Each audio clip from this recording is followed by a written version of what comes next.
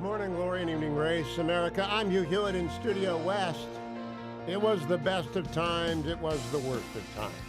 It's a pretty good line. I think I'll use that in a novel. But it actually reflects what's going on inside the Beltway. Byron York, Fox News contributor, Washington Examiner columnist extraordinaire and writer, joins me to talk about best of times, worst of times. Byron, I'm talking about for the media inside the Beltway. They kind of like having Trump back, but a lot of them really don't like having Trump back. What do you think?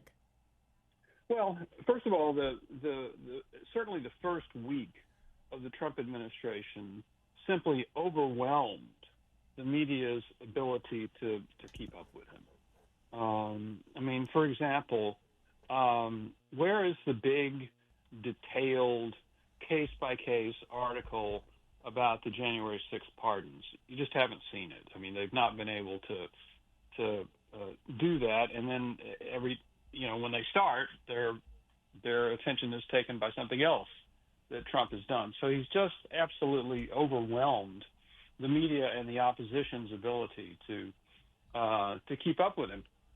I think what you're seeing today is they felt like they got a little bit of a handhold when Trump is pausing federal payments for lots of things, not everything, but lots of things, in order basically, I think, to get an idea, a handle on ideological spending that's going on that the administration does not approve of.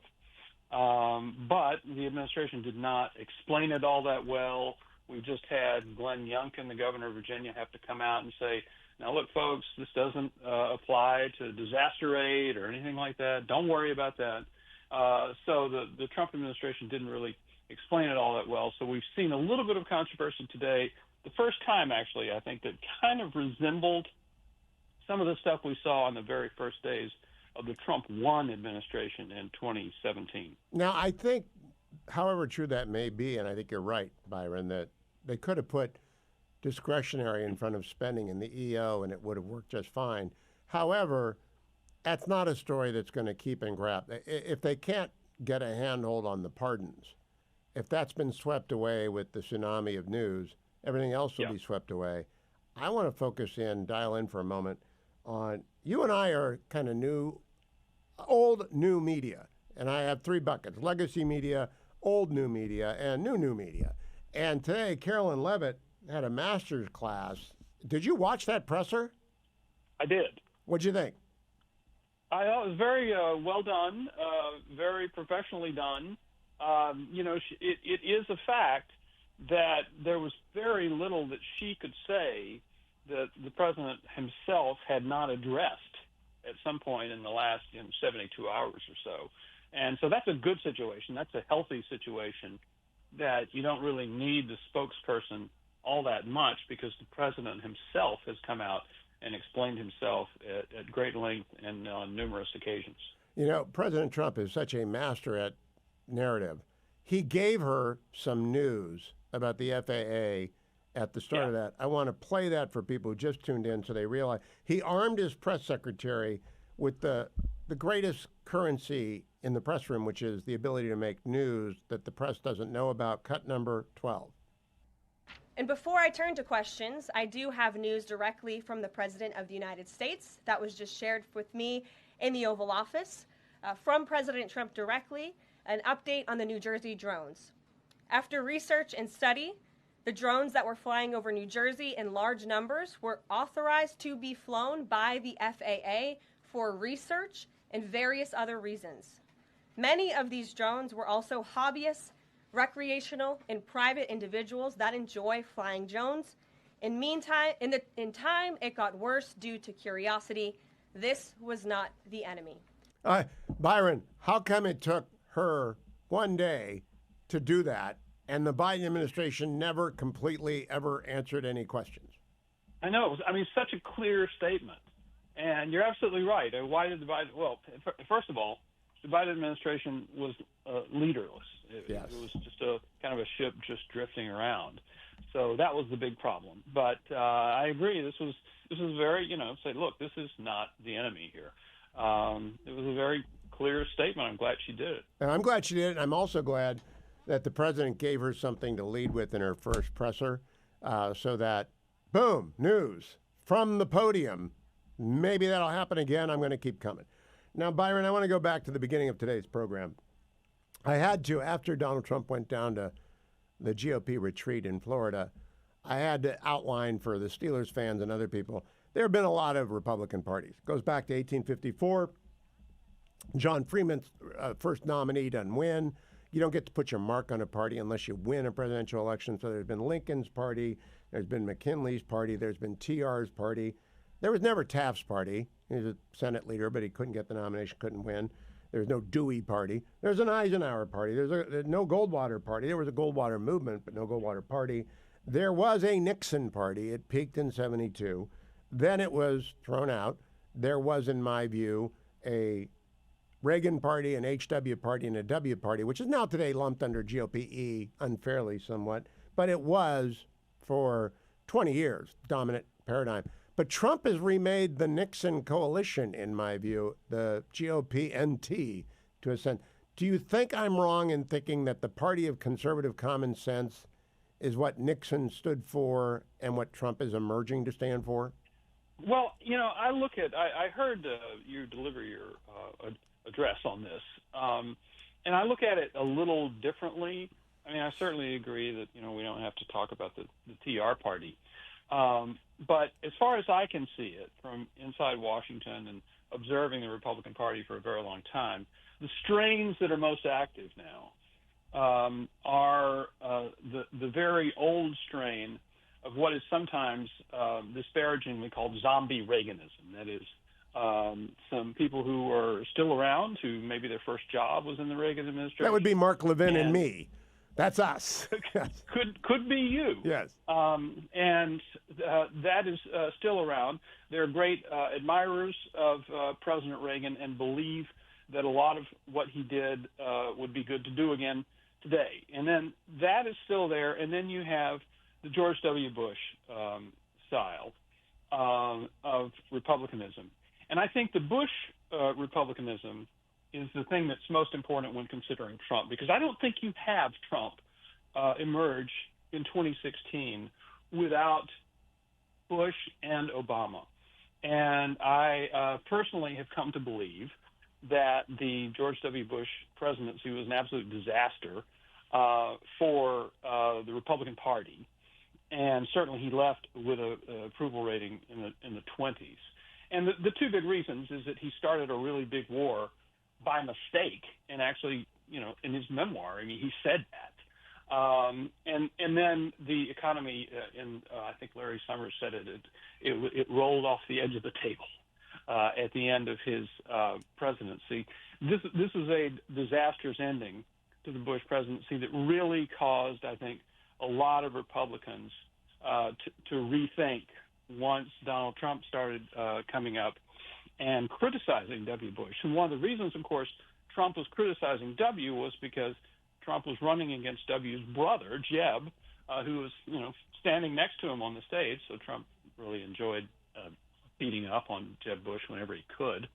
But that was just a really disastrous thing for the Republican Party, and coupled with the Obama administration, especially in the second administration, taking the country or taking the administration and the government so far to the left, I think that's what results in in what we call Trump republicanism. Now, I want to elide a few things. I'm glad that you said by mistake and not by design. There are some Republicans who believe W and the, quote, deep state knew and lied about WMD in order to get us involved in a foreign war. It's just stupid. Right. Bush lied, people died. I think that those 20 years of GOP president, Reagan, HWW, all have peace through strength. And W became a war president. Number one purpose, do not let the homeland get attacked again. And succeeded, but at extraordinary cost. And I don't know that GOP NT would do anything differently. Neither Nixon nor Trump would do anything differently than W did, presented with the evidence. 30 seconds, Byron. Do you think that anyone would have acted differently than W did, presented with the findings that he and Blair had to deal with? Yeah, I certainly do think so. I think that there were were you're talking about invading Iraq, right? right? Obviously, invading Afghanistan was something that had 90 plus approval rating. Everybody believed that was necessary. It was necessary. I believe we kind of lost our way after years there, but absolutely necessary. But no, I think there were alternatives. All right, stand by. We'll continue to talk about this off air and bring Byron back on the other side, America. Stay tuned to the Hugh Hewitt Show. Portions of the Hugh Hewitt Show are brought to you by Job Creators Network.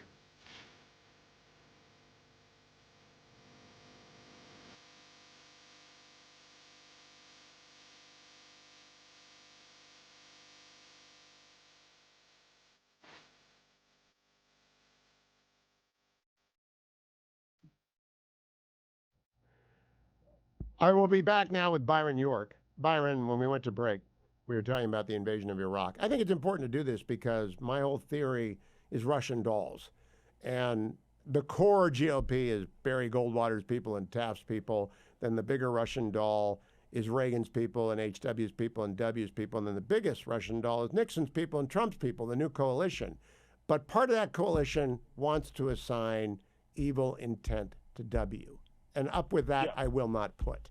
I just think we were wrong. You agree with me? Well, I do agree with you, but it was a mistake so disastrous that it doesn't have to have been intentional to just be a disastrous mistake. Now, I think there was something really interesting going on in this last campaign, and there has always been, even when Trump emerged in 2016, there always remained a number of Republicans who felt more comfortable with the Republican Party of George W. Bush and John McCain, Mitt Romney, Paul Ryan. That was the Republican Party they felt comfortable with. They did not like Trump. They didn't like his style, and they didn't like what he was doing. And that didn't go away when Trump won in 2016. I saw it covering Nikki Haley in the recent in the 2024 Republican primaries. It wasn't a huge group, but it was not nothing either. They felt more comfortable with an earlier style of republicanism, and they never really fully adjusted to Trump. I agree with that. There has always been an aesthetic objection to Donald Trump, and the people who could not overcome that tried to get Nikki Haley or someone else nominated. Yeah. Failing that, most of those people went with Trump, and those who didn't were more than overwhelmed by the addition of Latino Americans, Black Americans, working class American union members. The president talked about Teamsters and UAW workers yesterday. He's back to the 1972 Nixon coalition, but a lot of those people are dead who voted for Nixon in 1972, most of them probably. But they've been swapped out by late boomers, early Gen Xers, millennials, now Gen Z. He just changed the whole party in the way that Nixon did in 72. So do you think that proposition is defensible? Yeah, I think it is, actually. And in part, it was by blowing up the old George W. Bush party. One person said to me back this was in 2015 or 2016, said that, Donald Trump has just rolled a grenade into the AEI lunchroom, referring to the American Enterprise Institute, the conservative think tank in Washington. And so, he just really blew that up and created something entirely new. And we really saw that. Because the presidency of Joe Biden gave him an opportunity to appeal to voters who might have just stuck with a Democrat had a Democrat been competent. Not infirm and not Kamala Harris. He had his choice. Yeah, not infirm and not Kamala Harris. I'm coming back with Byron for one more segment because he knows as much about the GOP as any other person, including me. So stand by. Byron, I want to play for you Donald Trump at the retreat yesterday in Florida for the House GOP. He said something that in the wave of news is overlooked, but it's very important for American politics. Cut number 4.